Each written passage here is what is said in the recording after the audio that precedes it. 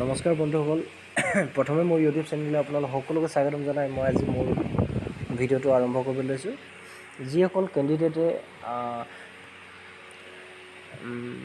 NCLৰ বাবে অনলাইন আবেদন কৰিছিল আৰু তাৰ ষ্টেটাছ কেনেকৈ জানিব সেইটোৰ বিষয়ে এই ভিডিঅ'টো আলোচনা কৰিম। ঠিক আছে বন্ধুসকল, অলপো পলম নকৰাই মই আজি ভিডিঅ'টো আৰম্ভ কৰিছোঁ। একনলেজ নাম্বাৰ, যিটো আপুনি এপ্লাই কৰাৰ পাছত NCLৰ বাবে এপ্লাই কৰাৰ পাছত আপোনাক এইটো নাম্বাৰ প্ৰভাইড কৰিব। ঠিক আছে, এক্সাম্পল দিছোঁ, NCL যদি আপুনি এপ্লাই কৰে আপোনাক এইটো নাম্বাৰ প্ৰভাইড কৰিব, নহ'লে আপুনি নিজেও এপ্লাই কৰিব পাৰিব। তাৰ প্ৰচেছ মই জনাই দিম বাৰু পিছত নেক্সট ভিডিঅ'ত। ঠিক আছে, আপুনি ইয়াত দেখিছে এপ্লিকেশ্যন নাম্বাৰ এইটো খুব প্ৰয়োজন হ'ব। একনলেজমেণ্ট ৰিচিপ্ট, এই ৰিচিপ্টটো আপুনি লৈ ল'ব। যাৰ দ্বাৰা আপুনি অনলাইন এপ্লাই কৰাইছিলে NCLৰ বাবে, তাৰ পৰা আপুনি এই ৰিচিপ্টটো লৈ ল'ব। তাৰপিছত আপুনি নিজে ষ্টেটাছ চেক কৰিব পাৰিব। ঠিক আছে, এতিয়া আপুনি এই নাম্বাৰটো দেখিছে SSDGED NCL, এই নাম্বাৰটো আপুনি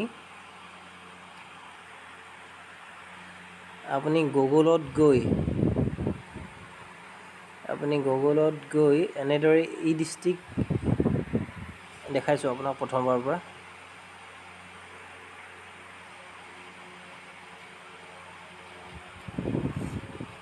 মোবাইলৰ আপুনি যিকোনো ব্ৰাউজাৰত যাব পাৰে, গুগলতে গৈছোঁ। গুগলত গৈ ই ডিষ্ট্ৰিক্ট প্ৰেছ কৰিব। ই ডিষ্ট্ৰিক্ট প্ৰেছ কৰাৰ লগে লগে আপোনাৰ নেক্সট এণ্টাৰপ্ৰাইজ আপোনাৰ সন্মুখত এনেদৰে আহিব পেজ এটা, ই ডিষ্ট্ৰিক্ট আছামত আপুনি এনেদৰে ক্লিক কৰাৰ পাছত আপোনাৰ এপ্লিকেশ্যন নম এনেকৈ যিটো একনলেজ নাম্বাৰ আপুনি ইয়াত ফিল কৰিব। মই এতিয়া কপি কৰি থৈছোঁ, মই পেষ্ট কৰি দিছোঁ। ঠিক আছে, আপুনি এইটো ক্লিক কৰাৰ লগে ষ্টেটাছ জানিব পাৰিব আপোনাৰ কাৰ হাতত আছে আপোনাৰ ফৰ্মখন, আপুনি টোটেলি জানিব পাৰিব এনেদৰে ষ্টেটাছ চেক কৰিলে। ঠিক আছে, আপুনি দেখিছে ইয়াৰ এপ্লিকেশ্যন নেম, কোনে এপ্লাই কৰিছে তাৰ নেম, আৰু ছাৰ্ভিচটো কি আছিল, ছাৰ্ভিচ নেম নন ক্ৰিমিলিয়াৰ বাবে আবেদন কৰা হৈছিলে। 2 তাৰিখত আবেদন কৰা হৈছিলে, এতিয়া 13 তাৰিখ হৈ গ'ল। AC ওচৰতে আছে। ঠিক আছে, আপুনি অনুগ্ৰহকাৰী AC আৰু DC এইবোৰ আপুনি DC অফিচত গৈ খবৰ কৰিলে আপোনালোকে গম পাব।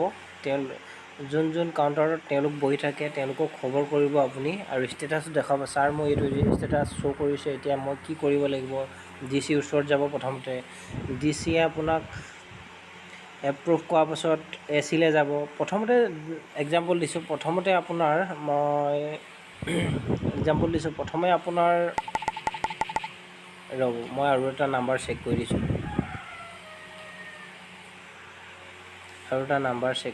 ঠিক আছে,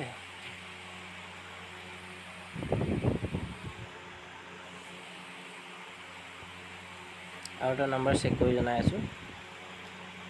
ষ্টেটাছটো ক'ৰ পাইছে তাৰ। ঠিক আছে, 3852-755 ঠিক আছে, ৰ'ব।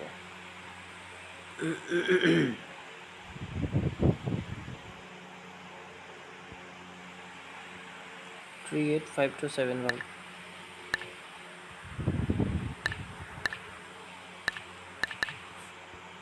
ঠিক আছে, এইটো চেক কৰিছে। আপুনি দেখিছে এইটো DA ৰিচিভ কৰিছে, DC অফিচত DA ৰিচিভ কৰিছে। প্ৰথমতে যাব আপোনাৰ ষ্টেটাছটো, প্ৰথমতে যাব এক্সাম্পল লৈছোঁ LMৰ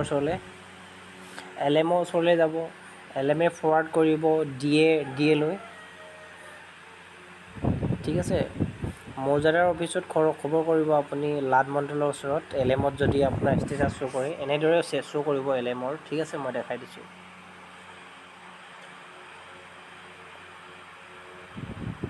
এয়া দেখিছে LM। এতিয়া মই কি কৰিছিলোঁ, ষ্টেপ বাই ষ্টেপ জনাইছোঁ আপোনাক।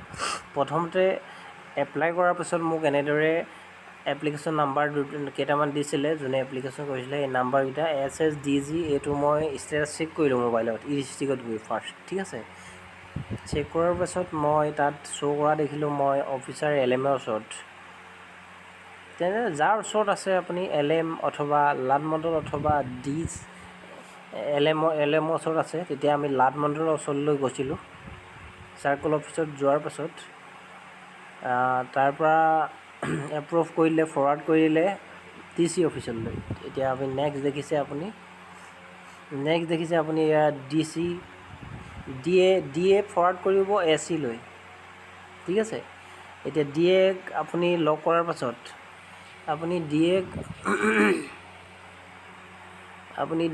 লক কৰাৰ পাছত আপুনি DC অফিচত গৈ আপুনি DA লগ পাব। তাৰ পাছত আপুনি তেওঁ আপোনাৰ এপ্ৰুভ কৰি দিব এইটো, ঠিক আছে। লাষ্টত আপোনাক যেতিয়া ইন প্ৰগ্ৰেছ দেখাই আছে, এইটো এপ্ৰুভ যেতিয়া নেকি হৈ যাব, তেতিয়াই আপোনাৰ এইটো দেখিছে যে আপুনি মই দেখাইছোঁ এক্সাম্পল,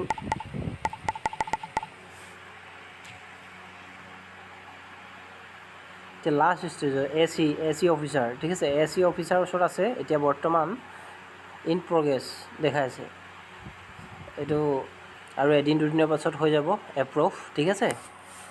ঠিক এনেদৰে আপোনালোকে ষ্টেপ বাই ষ্টেপ কৰিলে আপোনালোকে সোনকালে, যদি দৰকাৰ হয় NCL আপোনালোকে পাই যাব, PRC অথবা NCL। মই ডিছক্ৰিপশ্যনত লিংকটো দি দিম, আপোনালোকে এই ডিষ্ট্ৰিক্টৰ তাত গৈ আপোনালোকে ষ্টেটাছটো চেক কৰিব পাৰিব। আশা কৰোঁ এই ভিডিঅ'টোৱে অলপ হ'লেও আপোনালোকক উপকৃত কৰিব। ধন্যবাদ।